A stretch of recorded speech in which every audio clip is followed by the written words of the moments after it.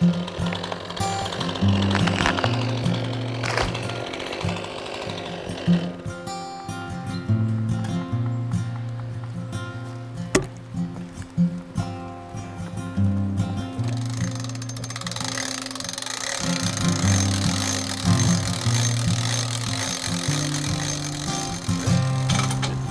good?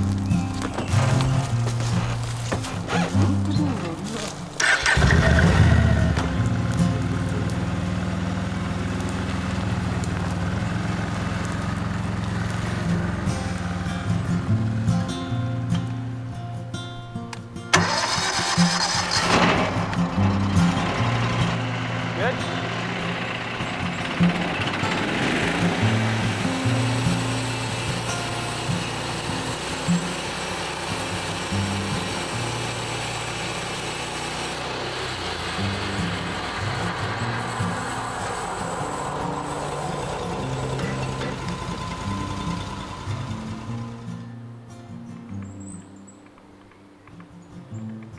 I mean, we met in grade 1, but I don't think we walked up to each other and shook hands and said, "Hey, nice to meet you. I'm Josh and I'm Neil." But Right. when I look at our grade 1 photos, grade 2, grade 3, grade 4, I'm in there, Neil's in there, and that's when I start remembering the time, being at your house or getting dropped off for a play date or trying to figure out, how we can line up on the weekend by getting our parents. Back then, you had to call the home phone and, coordinate or Yeah, because we're in the yourself. country, we're eight kilometers apart. So yeah, it wasn't like we were next door and you just hop across the street or whatnot. So yeah, we had to get drives back then. No cell phones, so it was all landline. So if you weren't in the house or you weren't at home, you didn't get the call. Neil had this deck on the back of his house, and it was this elaborate system of Tonka trucks and dinky cars, roads, hills, dirt piles, excavators, the whole bit. And because of the shade of the deck, it was just dirt, and the dirt would just stay however he put it in the rally car thing. And I just remember being like, whoa, that's impressive. Like as a kid, you'd be like, man, when I get there on the weekend or whatever, we're gonna get there and do that. As kids, we were actually organic farmers. So my dad had taken 50 acres off the back of his family homestead farm, bought it off his father, and he was trying to make a go as an organic farmer on the side. Then we tried, various different things. He built a big commercial farm stand, but I grew up at the end of my driveway all summer, selling corn by the dozen, cucumbers, beets, whatever we had grown that summer. We had these little farm stand, me and my brother, we'd do, during the week, we just have the cash drawer there or whatever, and people would exchange. And then on the weekends, we'd sit there and talk to the people as they came. My parents were always trying different things, and then, it kind of it just inspires you to think about it that way anyway. I guess it's like an entrepreneurial upbringing, but the same goes for Neil. I remember, I don't remember my parents ever working for somebody. I only remember them being entrepreneurs. So the earliest I can remember, like we talked about before, was selling firewood. So yeah, we would go in the bush, we'd cut trees down, we'd have massive fires that were probably too big and we shouldn't have had them that large. But those were great times, and you really learn that you can make money not just by going to work and working for someone. You can sell a product or a service and have fun doing it. So yeah, so the firewood was the first that I remember going back, cutting trees down. We only had a log splitter at that time. There was no firewood processor. I guess after firewood, we actually did carpentry, so built kitchens and cabinetry. But yeah, after that, I can remember, going to trade shows. So we imported wax jackets and waterproofing material that would basically put a sweater in the washing machine, and you put this chemical in and it waterproofed whatever, your sweater, your jeans, whatever you wanted. It was quite interesting to learn that at such a young age. You learn the value of $1 and how to make $1. And again, not through necessarily working for somebody, but finding a product, finding an idea, a service, whatever it is, and generating an income. But then I, going through high school and moving on, looking at what I wanted to be, I was like, well, I don't want all this fuss and chaos of entrepreneurship. I want to be an engineer, because my uncle was an engineer at one of the automakers.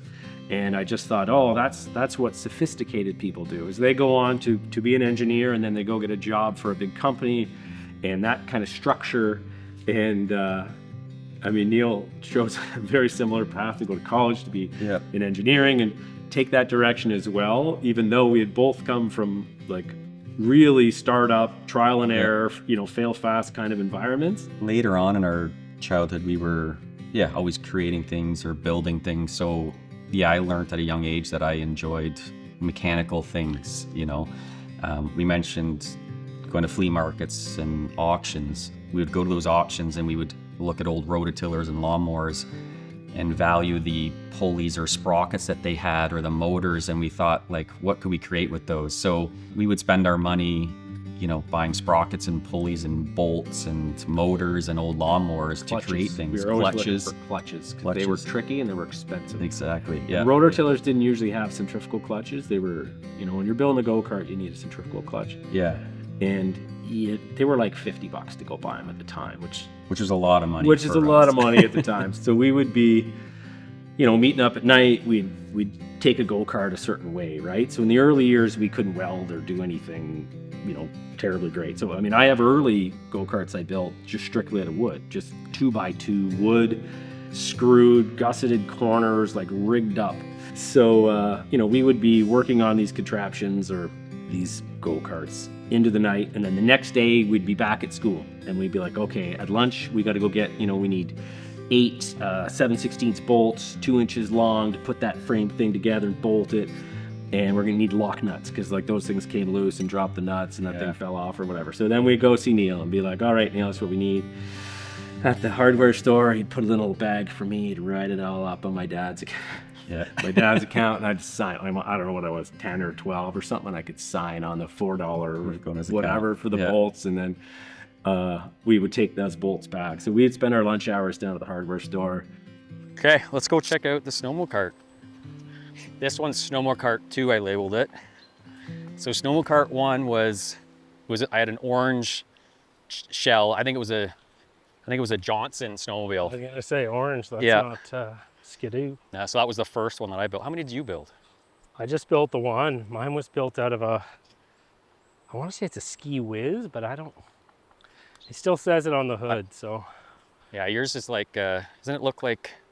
Kind of looks more like Snoopy. Yeah, it's got, like this black it's got a bubble really, hood. really rounded cowl. We never got these things running, midday and it was warm out. It was always seemed to be at night and it was, and cold. And I remember this one, we had it was an 8 horsepower cast iron Kohler engine on the go-kart.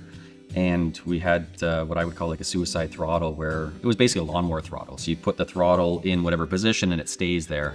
Yeah, it was late at night. We wanted to try it. We just got it going, and we were so excited to do it. And we had a steering wheel with a bolt through a shaft to hold it on, and we didn't put the lock nut on.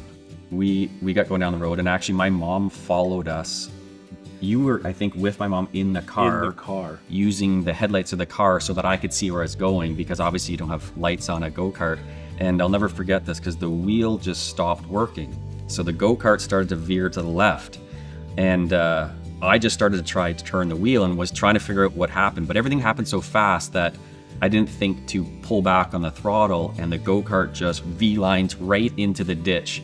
And luckily I didn't get too hurt, but I remember thinking like, wow, like my mom must have just been freaking out. But I think that was just normal for us. I don't think she expected anything different from us. Remember the looks we got when we ripped it into the pits? Oh, yeah. With all the dirt bikes and four-wheelers, and we show up with these things. Yeah, so this is aluminum. Wow. But yeah, snowmobile cart. Did you 2. Did you have Freddie make those signs? Yeah, exactly. That's Yep. awesome. Yep. So mine has the kit. You got trees growing through this thing, man. Yeah, it's been a while. But yeah, remember this? So this was a kit that they used to actually sell, so you can convert your snowmobile to what we label as a snowmobile car. But look at the moss on the seat. Twin cylinder, Mikuni carb, Wide open, no air filter. no air filter. Well, in the winter, right? They just had like an air box, but I don't think it's gonna pull over. no, probably not. Looks like it could drive if it started. I don't know. It's pretty good looking, Neil. I think we should, Yeah, I don't know. I think we should put her back together. I don't know if it's my best invention, but it was fun to drive nonetheless. The building it for me, and probably for Josh too, was the fun part. Once, like, we spent 98% of our time building these things Yep. and 2% driving them Or breaking them. or breaking them. So that was the fun part for us. I remember, Yeah, and I guess that's the reverse of these other kids who would show up on the weekend, and they like to them it was 98% drive it, yeah, and then like the inconveniences you'd have to put gas in it for 6 minutes while you weren't driving it or something. And or fix it or replace a belt because we burnt the belt out or something. they wouldn't realize like these guys are like 100 hours Yeah. into this thing to Right. get it here, and it Yeah. still doesn't have brakes or whatever. Yeah, a lot of people So- it didn't make sense. You know, you could just buy something and have fun with it, but for us it was the reverse. You build something to have fun, right? So to me there was, you know, what else am I going to do other than mechanical engineering? So yeah, I went to a different school than Josh, but I went to school for engineering as well, and I got really involved or fell in love with design. And more so at the school I was at, there was CAD design, so computer aided design. And that was really my thing. I could just, you know, live in that world and create things. And so yeah, I followed that pursuit. My first job once I graduated was CAD, and I got into the automotive industry and designing lots of parts. I love that. That fulfilled my passion. You know, our family or our upbringing in being an entrepreneur with our families, and then, you know, you combine that with our passion for building and creating things. It's really, that's what Woodland Mills is, right? It's the entrepreneurial side of things and then the creating the building side of things. Oh, This is gonna be hard to get at, this one. there's Snoopy in some thorn bushes. Hey, That's a bramble. wow. Look at this thing. Sachs motor, single cylinder. No Oh, air not filter. a Makuni. Wow. Look at that. Look at this thing. Looks like I had a tarp on it. Tarp blew off. Look at that. The brake Scorpion works. by Traila Sled. That was the name. Wow. The fuel pump's disconnected. It's still here. I mean, Still I all can get here. it fire up. Yeah. We just put a bit of fuel in it. Bit of a TLC. I bet we could tow it out with the four-wheeler and get it rolling. I mean, Yeah. the tires definitely need to be done, but There you go. Project for another day. another day. It's a That's good funny. looker. Yeah, it's a looker. Definitely a definitely a Snoopy mobile. Yeah. Good times. You should have patented or trademarked that Next time. next time.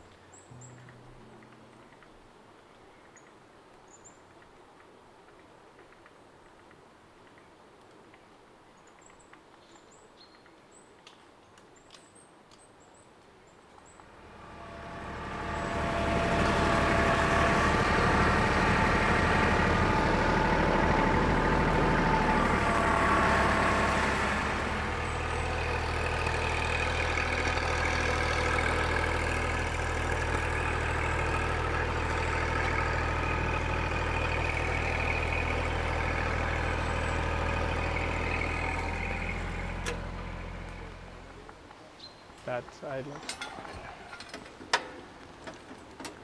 Oh, hang on. There we go. One, two. There we go.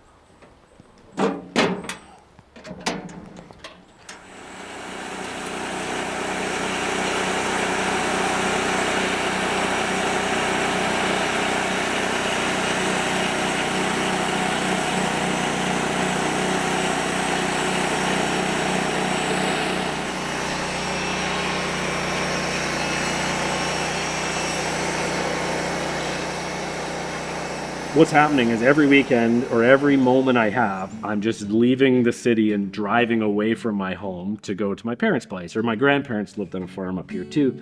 And I was just getting out of it. And then on one of those drives, I stumbled across this farm.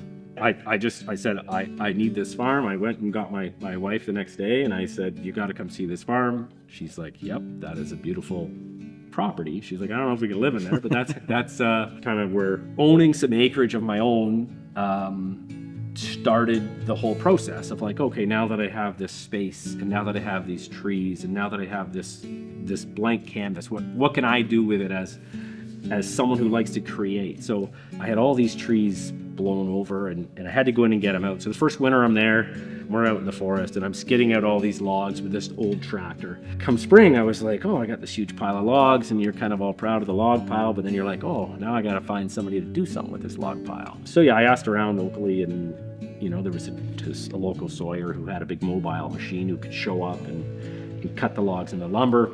And I'm just inspired. I'm the tailman, right? So he's cutting, and because I said to him, I said, well, I'll work right with you. Like, I'm right there, you know. So we're standing in a sunny field, like on the edge of the forest, and we're cutting these boards, and you can smell the sawdust. And I'm just like, this is really inspiring. I mean, this is a day changer for me, right? So I'm really being inspired by the whole process, and I'm stacking in this. And then I take this lumber, and we get it stacked and sheeted, and then I started asking him about it. I was like, well, you know, this sawmill, and he's like, oh yeah, it was this much, and you know, I got 3 more years of payments, and then I'll own it, and you know, it's so much a month, and I thought, oh, that's awesome. It's like a whole business. Like it made sense as a reasonable business venture, but you kind of had to put some time in it. And he'd come on the weekends because he had a day job, and it all worked out. But then I thought to myself, well, that's a lot for me to cut. You know, maybe I could get 20, 30 logs a year, but that's a lot of money to have invested to just get a few stacks of lumber every year, right? So I thought, well, I don't have any time to buy one to make a job of it. There's got to be a simpler one of these, or a used one, basically. So I get on, you know, you get on the internet then, and you say, oh, where's the used one? Where's the used one? And I couldn't find anything used. And then I thought, oh, why is there nothing out here? And then you push to the next one and say, oh, there's, you know, someone's got to make a little one. Like, I don't need a big fancy one. This one that came in hydraulics and all these additional things that make sense for commercially doing it, but not just for a weekend. Like, I had lots of time on the weekends. So sure enough, keep looking, and I just got frustrated. I was like, there's nothing like under $5,000. There's like I can't justify $10,000 or whatever. That's where the phone call to Neil came. That's kind of where it all started. That phone call is the start of Woodland Mills.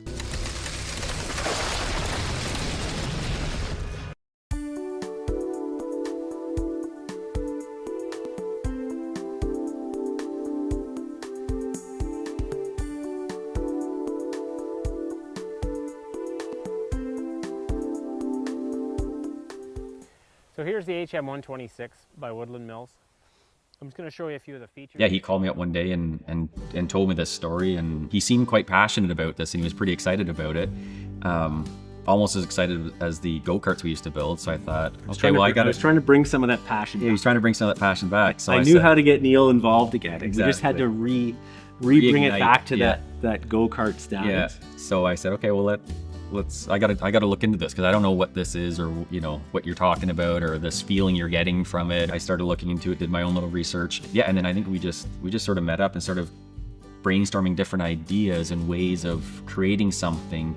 You know, it had to be a product of value for people, acreage owners, to purchase. Our goal wasn't to create a sawmill that, you know, someone had to justify by milling on weekends or nights or financing. We thought this was something that you would do as a passion, as a hobby. Yeah, if we can create something, then I think a lot of people would really start doing this and like it, and not have to justify it by producing lumber to sell, or you know, working nights and weekends to justify it. When I looked at what a sawmill was in its actual components, it's basically a Go Kart. Yeah. It's got two discs. It's got two discs that you have to turn one of them. The other one needs to be there. Yeah. It's got an engine, it's got a clutch, it's got a belt to drive it.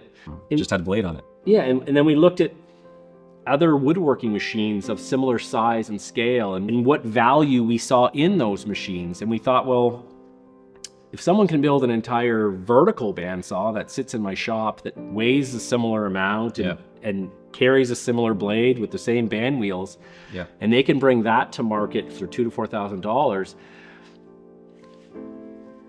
Yeah, flipping on its side. Why is a sawmill got to be $10,000? Yeah. And why hasn't someone looked at this and just broken it down into its simplest components and just brought it to market so that more people can just get their hands on this and get started? I mean, and that was it. It's just like, why has nobody broken this down to its simplest form yet and just made it a simple tool? In the first thing, Neil and I were both engineers. We could obviously engineer the heck out of this thing, and we had the resources and the schooling to do it. If we had set out to build the fastest, biggest, most competitive sawmill in the commercial space possible, we would have spent 10 years trying to figure that out without any without ever getting anything to market. Yeah.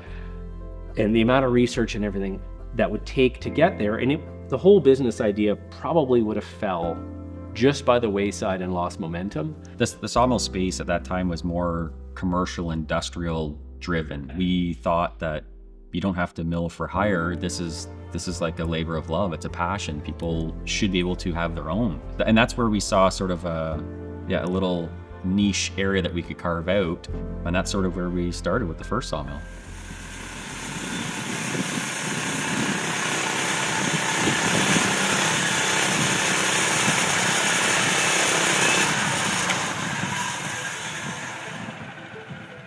In the earliest stuff, I guess it was just getting together. And I don't remember, we were probably getting together for dinner.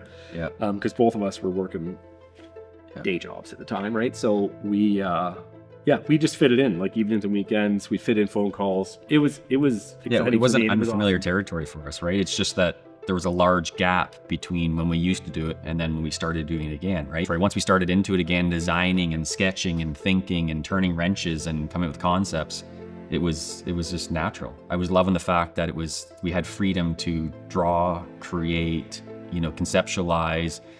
Then you start thinking about cost of things, the amount you could sell things for, logistics, how you're gonna, like, even if you have this product, how are you gonna sell it? Where are you gonna sell it? What's your sales pitch, right? That for me was exciting. It got me fired up again and brought me back to being an entrepreneur. It would have been a year in just scouring the industry, looking at what people are doing, how it could be done simpler, what's the simplest way to get the most robust machine, using our years of belts and pulleys and engines and everything we kind of knew and apply it to that industry. Yeah. We started getting more feedback. So we would put together like little pitches, and then you'd have conversations with friends. And I still have friends to this day that cannot believe what has happened with Woodland Mills, because you touch in and say, yeah, I remember you just like telling me about, you were thinking about designing a sawmill, and then now, I'm getting hit with your Instagram ads all the time. Yeah. If whenever you look at something, you always think of how you could have built it better, or it could be built better. Yeah, it's the disease of being in the engineering field. There's always a better way of creating or doing things. Yeah, because you're trained to like be critical of the way something was built, and then also challenge whether it could be done differently. And then depending on what your desired outcome is, like whether it's like fully blown out commercial machine, or your desired outcome is actually the simplest form of something that does its job, you could take a project two different ways. Yeah. And that was our starting point, was just to get this thing broken down.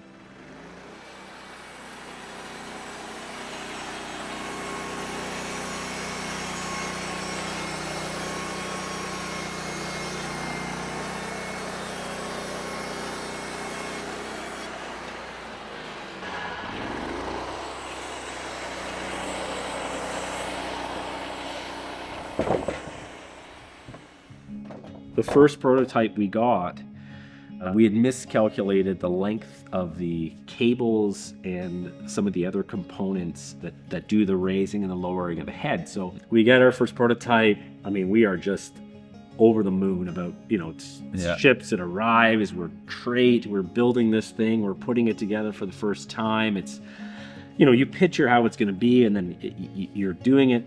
We get this thing all together. We get the first log on it, and the motor's running, the gas is in, and we cut and we keep lowering down to get lower, and we realized that it wouldn't go any lower than leaving a 6-inch high cant on the deck. Yeah. And we just kind of looked at each other, and we're like, yeah, we're gonna have to fix that. To adjust that. Yeah, that was a bit of a miscalculation. We both, once we made the decision that we're gonna buy some of these units to sell, because up to this point we had basically bought one unit to use ourselves and to, sort of test and see whether we felt comfortable taking people's money for this thing, right? Then we both invested a chunk of money. I think it was maybe $12,000 each. And we put that money towards buying product. And we bought our first order of sawmills. We started doing demonstrations on Josh's property. On weekends, we would, basically we put an ad on Kijiji, or like a Craigslist thing, showing this sawmill, and we would have people come to Josh's farm. In the early days, it wouldn't be many, right? You'd No. maybe have 4 or 5 people show up Yep. on a Saturday. It would just kind of be like anyone can come. You come on a Saturday. Yeah, we'd sort of schedule them. We'd say, okay, what time can you come? And like 10 o'clock, 11 o'clock. We try to space it out so that we didn't have, 3 people at once, and we couldn't give our time to any one person. So we tried to spread it out as best we could to really go through the product as best as possible. I mean, it's sort of what Josh does today in the product videos where he does these walkarounds. Hi, I'm Josh with Woodland Mills, and this video is about our WG24 PTO-driven stump grinder. And I'm here today with the HM122 sawmill. The PTO shaft connection here at the chipper is a 6-spline connector. In these full-length product videos, we like to touch on the product size and weight and the way we ship it. For more information, please give us a call or check us out online. This has been Josh with Woodland Mills. We had people driving in from all over Ontario, hours away. And then we started to see the volume. So like it would go from having a few scheduled appointments in the early days, because we wanted to be able to take that time and work directly. And then it got to the point where it was just like, free for all Saturdays. And there would be times when there would be 12 or 15 people standing around our one machine. And we would be letting individual users use it and kind of make their first cuts and understand how it worked and felt. And customers would be showing other customers how to use it, basically, because we were busy talking. So then we'd be letting customers run it. Yeah. I mean, we see that now in our community where our customers are showing our customers how to use our products, and that's been the same since day one, just at I a mean, different scale, really. So Saturdays turned into Saturdays and Sundays. I was more excited about the Saturday, Sunday, who we're going to meet, what we're going to do, the momentum of the new business. It quickly turned into a 7-day affair. Yeah, selling and demoing sawmills. I'm going to give a quick shout out to my wife, because I had 2 children very young by this time. Our wives were a big part of helping us on this journey too. It's not just Josh and I sitting here, right? It's, we both have kids. Our wives helped out a lot and allowed us to go down this path and fulfill this dream of ours.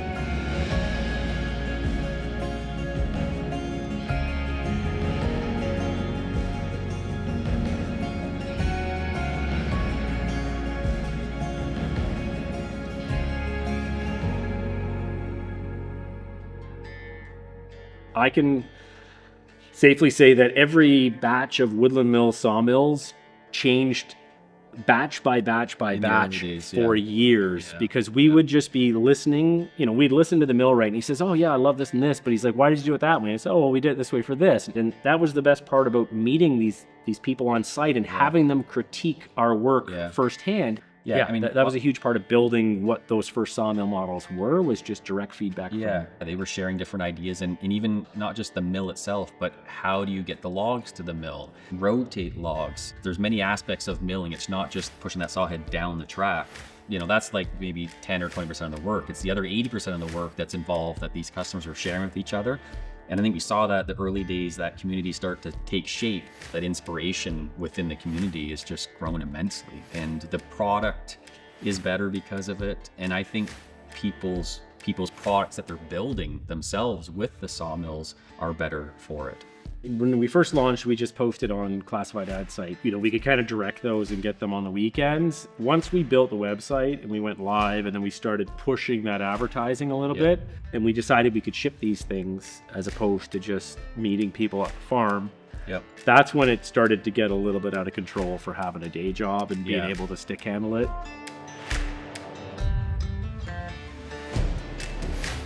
And then I eventually also bought property in this town. My family, my wife and 2 kids are out here as well. So we're in the country. Josh has acreage, I have acreage. We're almost neighbors. We're pretty much neighbors. We live on the same Close to road. town. Yeah, we're a kilometer away from each other. My farm driveway was not meant to have 53-foot trucks backed up it. It was just a gravel and dirt driveway, and in the spring you couldn't get in and out of it. When you had to watch the weather too, we couldn't just leave this stuff outside or do all this stuff outside. And I remember the truck would always come at a certain time. Someone would have to get home. So we'd have to race home after work, quickly band and pack all these orders, and then load these orders on the truck. Shortly after that, we had a couple of employees. We finally got a building. We leased a space in Port Perry, not far from here actually. The building was never meant to have a staff of, I think we were probably up to 15 people or 20 people at the time. It was a gravel parking lot. You know, all of our staff are working on computers and laptops. The dust in the building was terrible. Really just a garage is what they were. It was pretty crude or rough. At some point we made a call and said, we just got to put a shovel in the ground and start moving forward because, you know, nothing's coming along and we want to stay here. A lot of the people that worked here were close to this community, so we didn't want to look outside of this area. That's right. We finally just sort of bit the bullet and started the process of designing our own building and working with a company to help us do that.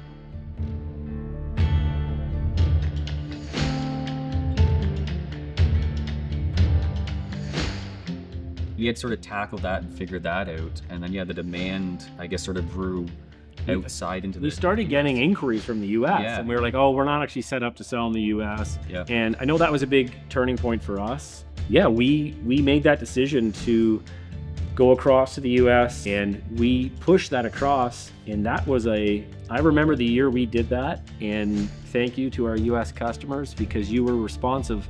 Our sales just started climbing. We were getting the word out the same way we were doing it in Canada, and the US market was very receptive to the product, to the simplicity of it, and I think the price point. And also at that time we probably had our reviews had started trickling in, and there was some support there in the community. Yeah. The reception we got and the growth we saw really let us start laying the foundation for what Woodland Mills has become today. Purchased the sawmill because of lumber prices, and I noticed that there was potential for a big ROI with producing my own lumber. I never expected to get a sawmill even, which I mean is pretty crazy to me that I have one now and I'm able to mill lumber for people. I'm able to mill lumber for myself.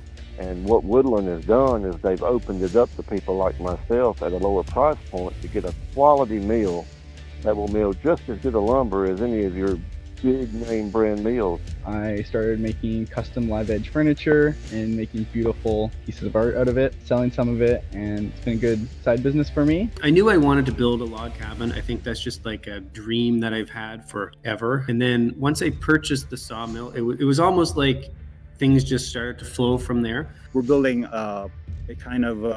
we're building a house. And I've always wanted to do timber framing. And now that I have the mill, a bit more experience, and I've practiced with a few different things, I want to be ambitious about it. So this is a must when building the cabin deep in the northern Ontario wilderness. I already had a chainsaw mill, and I've been pushing that old chainsaw for about 15 years, wasting wood and breaking my back. So this thing is 10 times faster, no curve, no sawdust, no just nice. It's you cannot beat that.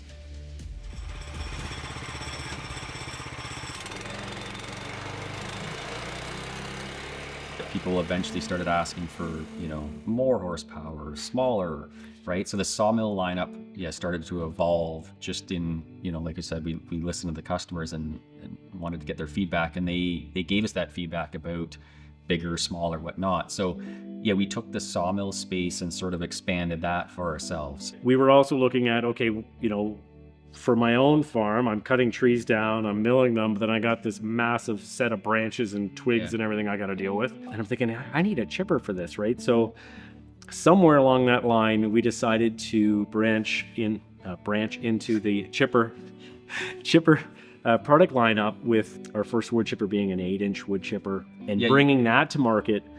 Just started expanding because, as someone who needed a sawmill on acreage, who was handling trees and working with logs, I obviously have branches in my way and twigs in my way. Yeah, we talk about the community and the pictures that they share and the things that they're doing and the projects they're working on. And when you see these pictures, you start to see other products in the background. And it starts to make you think that it's not just you buy a sawmill and that's the only tool they use to build something. There's other things going on. They could be building, like Josh said, they could be building trails to the forest. They could, have a bunch of trees cut down. They have stumps in the way. So it was sort of a light bulb thing where like, oh, these people are using different products to do different things on the property. It's not just a sawmill. Again, it's something that, we love to do, is creating new products. So for us, it was just a natural path to take.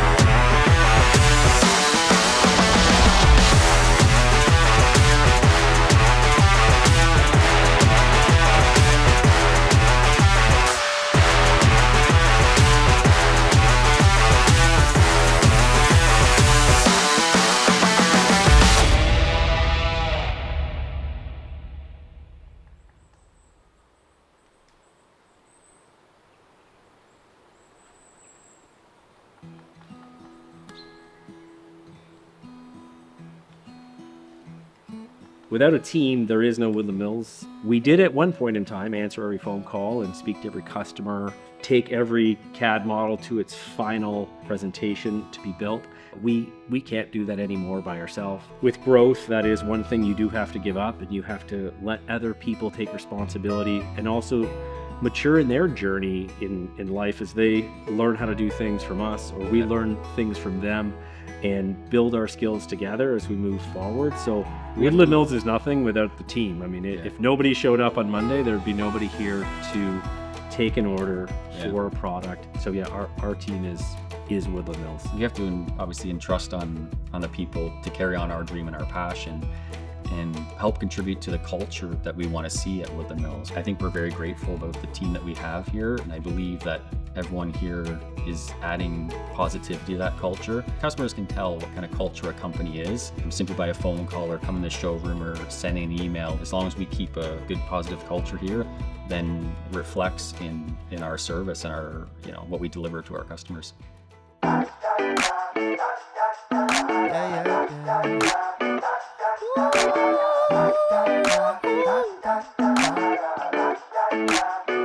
You know that I feel good, doing things I never thought I could, smiling in the mirror I look good, like I should, I feel great, speaking new, I don't know about you, I feel good.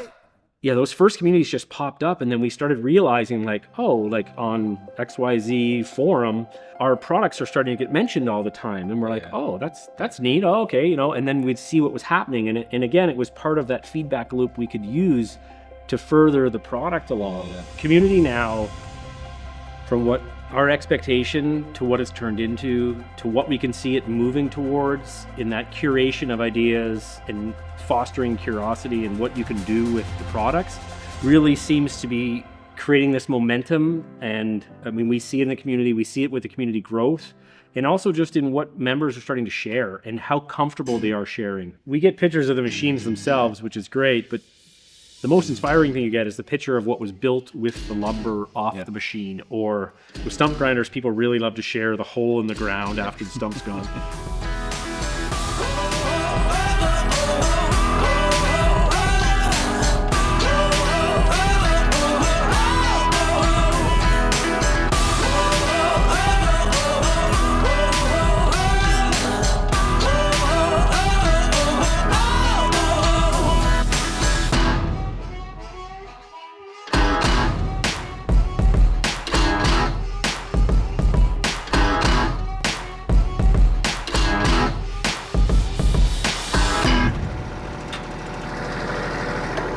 Okay.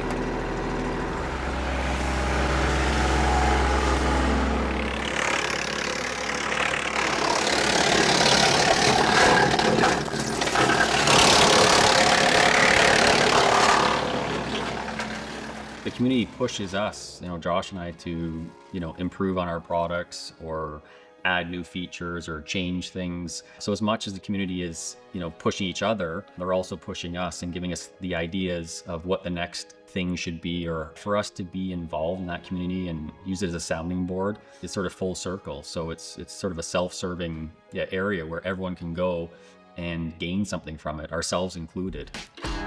What we're doing today here, folks, if you have a look at this log pile here, in behind the log loader trailer, we're going to take care of them. This is the very first log we're cutting on the new Woodland Mills HM 126, man, and I'm super excited. So I got the mill, came in a big crate, and I was pleasantly surprised. This is a Woodland Mills WG24 stump grinder and a Woodland Mills WC68 wood chipper. As you can see in the picture here, this thing's got 2 axles on it. We also have the ability for this to dump, and that is something that I'm going to use to its full extent.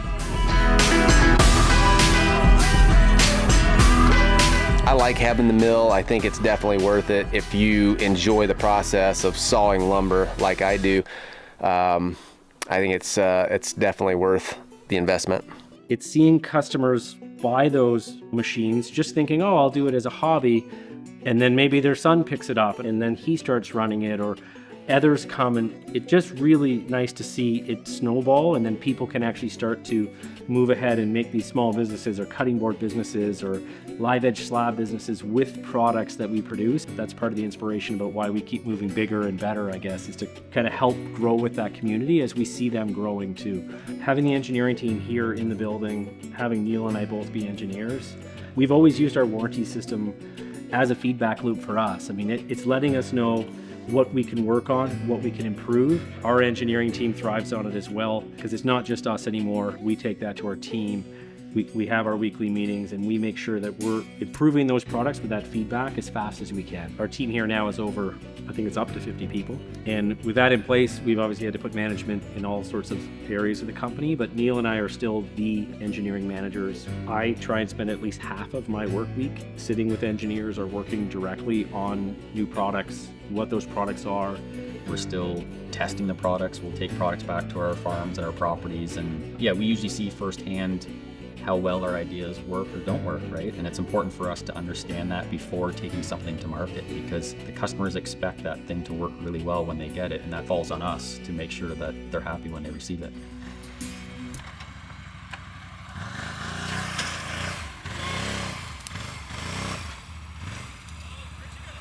Oh, there she goes.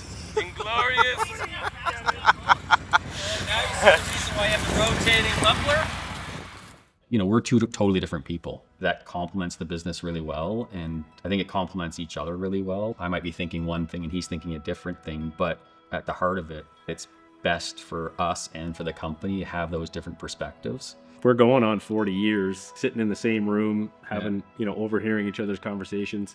We know each other pretty well at this point. And I think that allows us to navigate without those escalations, because we just know where things are going to go. It's predictable how I'm going to act and how he's going to act. So it's very rare that a surprise happens that would, cause any kind of conflict. I mean, people challenge it all the time. Isn't it hard to have a business partner? Yeah. I've had a business where it was just mine, and I can look anyone straight in the face and say, if you have a business partner you get along with, it is the best thing in the world. I mean, you have someone, you have a sounding board, you have a voice of reason that has the same vested interest as you do. And it is invaluable to moving things forward. We are just gaining momentum that, I think we can easily build on for 15 years with new product additions, getting more products to market, really just listening to that feedback loop that we've created within our staff and in our community, and understanding what people want and how they want to see it. And we can, we'll just keep listening and providing what they're asking for. We don't have to change the playbook. I think what we're doing is working well. That's where the future is for us. It's just more of the same, really. The world's our oyster. I think we can really just keep this momentum going. There is times when we'll hit a milestone or we'll get somewhere. Neil and I do, we sit down, we actually share an office in the building, so you can hang out with Neil and I if you come to our office. We'll just share a moment of reflection, and we'll look back and just think like, wow, how far we've come from those days of just the first order we placed. And those days it could have been squashed so easily by anything, even just like a personal interruption for even just a month. Momentum may have been lost. And when you look at what we've created within the community, internationally or in North America, in terms of a community of like-minded people, we look back at those early days, and it really is humbling to just know where it came from and understand what legacy we might be able to put forward as Woodland Mills expands and continues to put those products out for people so that they can push their own limits and their journey as to what they want to create. Woodland Mills has become a community brand. It's a large group of people that share common interests, being outside and enjoying the outdoors, building, creating, many of the things that we did as children, right? I think it's like-minded people doing similar things. We're happy to support those people with certain tools, basically, to allow them to live that lifestyle. We have a phrase here called Woodlanders. We're a big group of Woodlanders.